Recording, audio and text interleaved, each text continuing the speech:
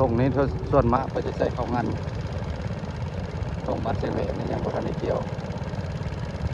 ทุกๆปีจะมีการน้ำท่วมเนาะแต่ว่ามันจะกลายทางอย่างแล้วมาเนี่ยก็ถือว่าบ่ท่วมบ่ได้บางบ่อนจะใส่ข้าวดอกกับปั้นเลยพี่น้องมันปั้นแล้วใส่สวยเมื่อมือถิดตะวันออกมีพัดๆเลยพี่น้องนี่ถ้าว่ามาทำสร้างหรือว่าทำมัวก็จะมีบ้านพักให้นอนที่ว่าชาวต่างประเทศเนาะเป็นพี่น้องชาวไทยเขาหรือว่าชาวต่างประเทศหรือว่าคนลาวเขาอันนี้มันติดกับบ้านเชียงแหวนเนาะบ้านกระบุบ้านเชียงแหวนบ้านทับหรือว่าบ้านทำมัวมาแปลงได้อัปเดตสถานการณ์เส้นทางหรือว่าทงนาทงไห่ทงนาเนาะอันนี้ห้องงานกระเบื้องเนาะทางเส้นนี้จะซอดหรือทำสร้างเนาะหรือว่าทำปลาเชื่อมกับไปเส้นนี้ก็ได้หรือว่าทำน้ำเที่ยงเนาะมาแปลงก็ได้อัปเดตสถานการณ์ที่ว่ากลับไปกลับมาเนาะที่ว่าเงินก็ได้อัปเดตให้พี่ๆน้องๆได้เห็นเนาะผู้อยู่ไกลเลยอยู่ใกล้เพราะว่าพอท่านมีโอกาสที่ว่าไปไกลเนาะพี่น้องที่เอาผู้ติดตามเขาติดตามใหม่นะถ้าเขาเป็นกำลังใจเด้อพี่น้องเขาก็เป็นปัญหาวิถีชีวิตชนบทบ้านเชียงแหวนในส่วนหลายก็เพิ่นก็เป็นบ้านชนเผ่าเราเทิงเนาะพี่น้องติดกันกับเราลุ่มมัดขบูดกระแม่นเนาะส่วนมากกระปนหลาย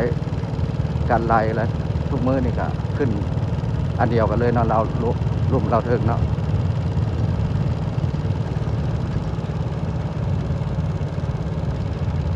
ทางในส่วนมากเพิ่นก็ขับรถใหญ่เพิ่นก็บ่จะให้แล่นไปได้เนาะรถเป็นรถพ่วงรถอย่างในอาร์ซิแลนด์บ่ได้มันน้อยนะพี่น้องนี่ตรงหน้าบ้าน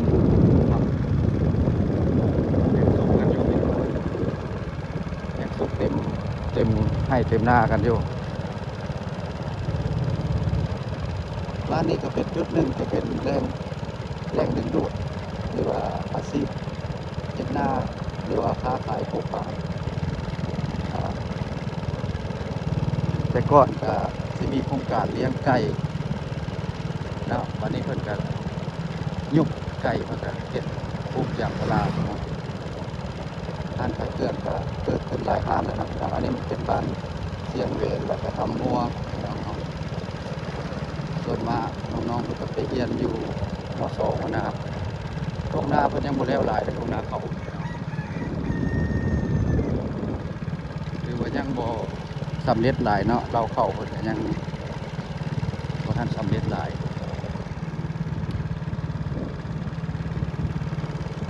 บางแท็กซี่เนาะเพิ่นก็จะเห็นเนาะอยู่ต่างประเทศให้เอาแผงมาอัปเดตหรือรีวิวให้เพิ่นที่บ้านเชียงแหวนคือทำงัวเฮาส่วนหลายนักท่องเที่ยวก็มาขึ้นทำงัวเนาะมาขึ้นทำงัวหรือว่าทำช้างเพิ่นก็มักมาเพราะมันติดกับหน้าผาบ้านนี้ก็ช่วงนี้ก็ถือว่าเพิ่นก็เฮ็ดเข้าสำเร็จแล้วเพิ่นก็ลงปลูกผัก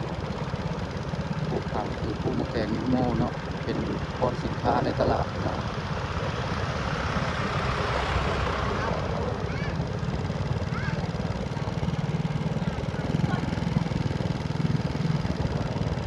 มะแขงกระดานแล้วบ่ได้มาอัปเดตก็ยังผลรับเนาะเข้าเนี่ยยังหลายยังบ่ได้พอ 10% เนาะเกี่ยวเข้าเนาะปลูกเกี่ยวมันรอผ้าฝนเนาะนึงมาเพิ่นก็ใช้ของงานหลายเนาะ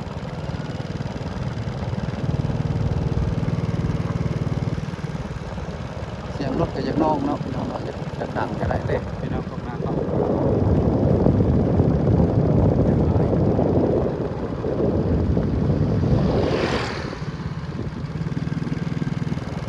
ตรงหน้าบ้านถ้ำเลยนะแค่นั่นคือเป็นจุดพักหน้าเนาะ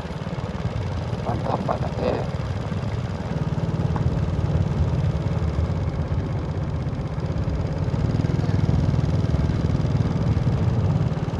อากาศก็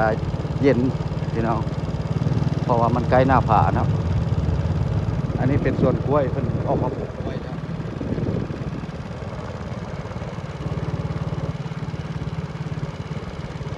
ก็แปลงก็บ่ค่อยได้ตัดคลิปเนาะอัปเดตสถานการณ์ยาวเลย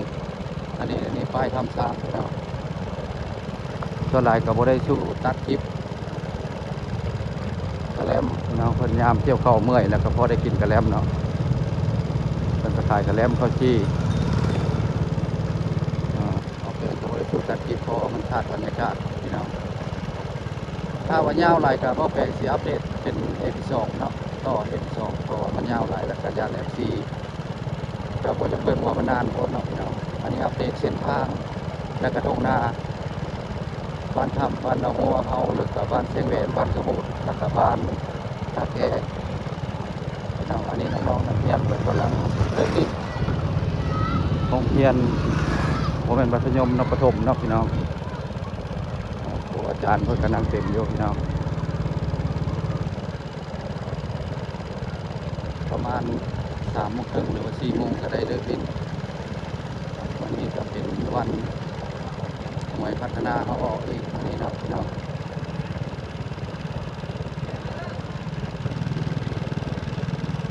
ส่วนหลายชาวหมู่บ้านนี่ก็เพิ่นก็เฮ็ดนาเฮ็ดปลูกผักเป็นหลักของแตงมะม่วงเนาะเพราะว่าการก็บ่หลายปานใดเนาะบ่ค่อยหลายปานใด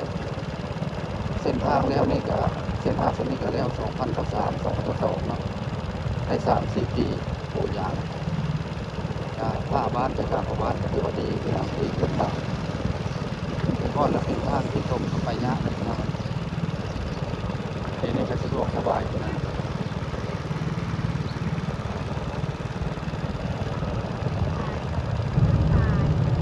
ทางขวามือเนี่ยก็เป็นทางแม่ทำช้างแต่พอแปลงสิบริเวณนะไปอัปเดตเส้นทางหรือว่าให้หน้าให้พี่น้องเพิ่ม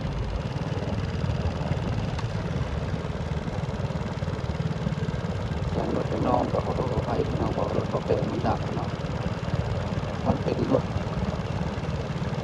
ของรถไทยนะมันเป็นรถหรือว่ารถเกาหลีก็อย่างนี้แหละพี่น้องโคราชเกาหลีมันก็ใส่กับมันแค่เดือนนี่แหละมันกระดังนะเงินโบราณคือปีประมาณตกอยู่30,000 กว่าบาทนะ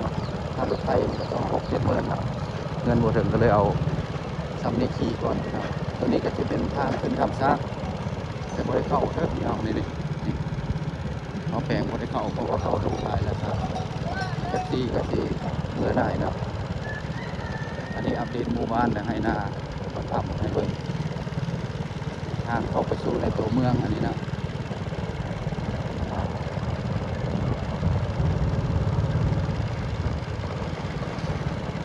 ส่วนหลายงัวเขาก็จะลายไปได้นะพวกที่บ้านเรา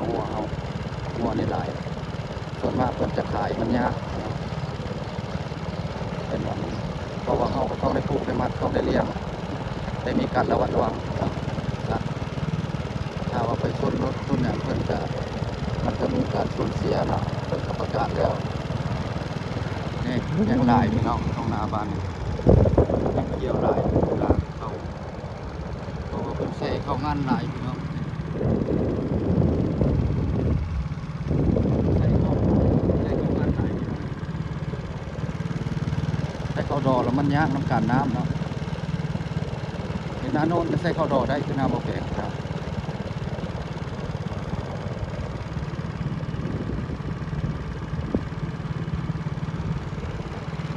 ยังหลายเด้อพี่น้อง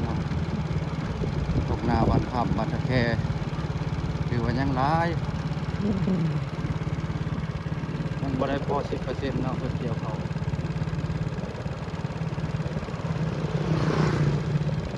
ตอนนี้ก็เริ่มคนเข้าแล้วพี่น้องเริ่มคนเข้าเข้ามาของไว้ยานฝนตกฝนลินแล้วมันสิยากครับพี่น้อง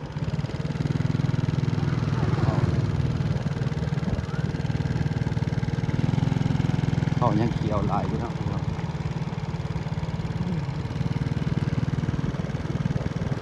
ไปฮอดหน้าครัวที่เนี้ยว่าเพลงก็ได้ขอปิดคลิปเนาะว่าหน้าจะได้ไปอัปเดตวันใหม่ให้เบิ่งวันดีๆให้เบิ่งเนาะว่าสถานที่อื่นเป็นใดบ้านอื่นเมืองอื่นเนาะ ตรงหน้าบ้านอื่นเป็นอะไรก็จะได้อัปเดตทุกวันเนาะถ้าว่ามีเวลาก็ขึ้นฮอดพี่ขึ้นฮอดน้องเขาติดตามติดตามใหม่เพราะว่าบ่แปลกก็ได้เบิ่งคลิปหมู่เพื่อนคือกันเนาะไปได้มาได้เขาก็บ่ได้ไปเขาก็บ่ได้เบิ่งเนาะพี่น้องนี่กำลังเกี่ยวอยู่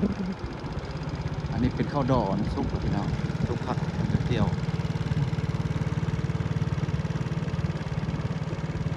คลิปนี้ก็บ่มีอย่างหลายเนาะพี่น้องขอโทษขออภัยที่ได้ขอปิดคลิปไว้เพียงซ้ำนี้มันจุนี่แหละเนาะทางสี่แยกด้านภาษีเฮาเข้าไปตะแคกขมวนเฮาเนาะเดี๋ยวพ่อว่ากันเนาะพี่น้องเนาะไปก้อนพี่น้อง